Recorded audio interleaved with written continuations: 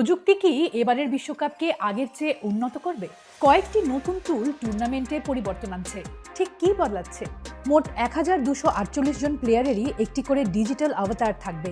এই 3D model রেফারিদের offside বুঝতে সাহায্য করবে, যে শরীরের ঠিক কোন অংশ লাইনের কতটুকু বাইরে ছিল। বলেও স্মার্ট আপগ্রেড হচ্ছে। থাকবে একটা বিল্ট ইন সেন্সর, যা প্রতি সেকেন্ডে ৫০০ গুণ বেশি তথ্য পাঠাতে পারে, যেমন একজন প্লেয়ার সত্যি বল টাচ করেছেন কিনা তা জানতে।